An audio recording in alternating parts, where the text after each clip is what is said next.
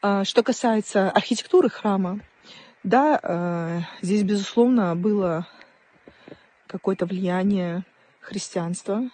Но археологи говорят, что он построен на месте другого храма, то есть здесь уже стоял храм к тому моменту, как этот строился.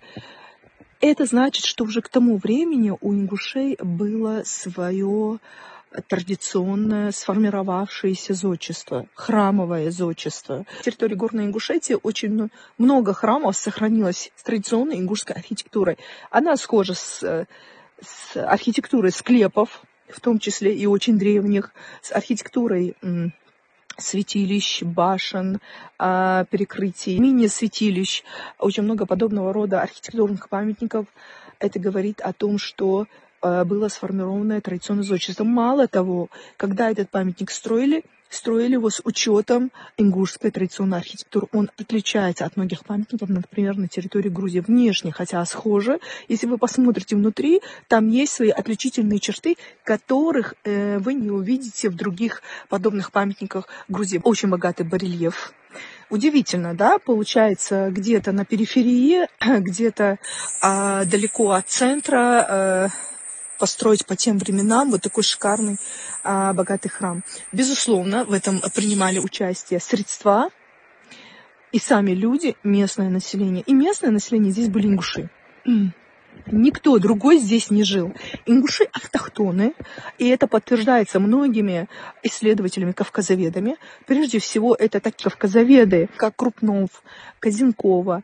Мы здесь живем с очень древних времен. И на этот период, то есть, если вы берете, я не знаю, период существования Алании, период существования Дзурдзукети, период существования, строительства этого храма, нас никто отсюда не забрал и куда-то не перенес.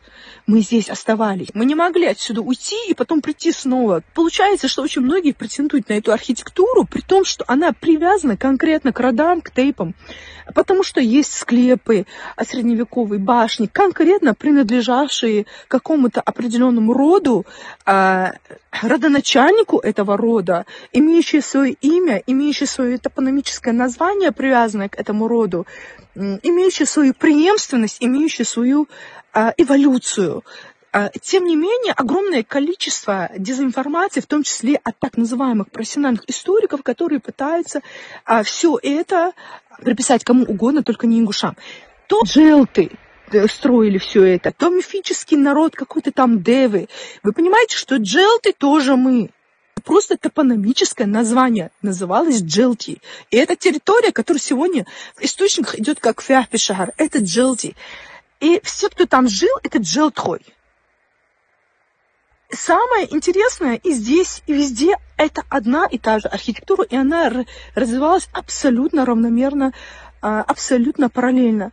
Поэтому это историческое наследие ингушей. Мы не эмигрировавшие, мы всегда ниоткуда не... У нас нет родственников в языковой группе нигде больше в мире. Мы здесь живем, мы здесь развивались. Язык очень древний, имеет очень древние пласты до сих пор, эрготивные, синкретизмы до сих пор в языке присутствуют, как наши профессиональные лингвисты говорят. То есть он не является современным, коллаборацией какой-то, есть какие-то включения, какие-то заимствования. Это элементарные вещи, но мы сохранили большой пласт древнего языка, древней культуры, и не надо, пожалуйста, лезть к нашим памятникам, к нашему материальному и нематериальному культурному наследию. Оно у нас свое собственное, мы вполне себе сильны и способны его отстаивать. Нет, такого сосредоточия памятников архитектуры в таком стиле больше нигде на свете нет.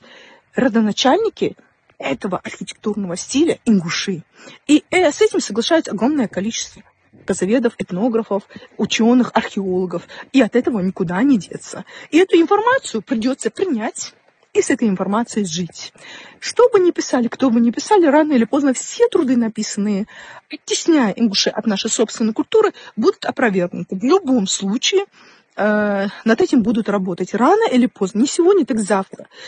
В течение столетия мы не имели возможности писать о себе нормальные труды. Но, слава богу, о нас написали советские ученые, люди, у которых был очень сильный, и остается очень сильный вес в академической науке. Поэтому я понимаю, что прекрасная культура Но у всех она своя, у каждого есть своя какая-то фишка. Я понимаю, что очень хотелось бы, конечно, ее в свою собственную коллекцию, но она наша, простите, она чужая. И мы никому ее не уступим. Ингуши — строители башен.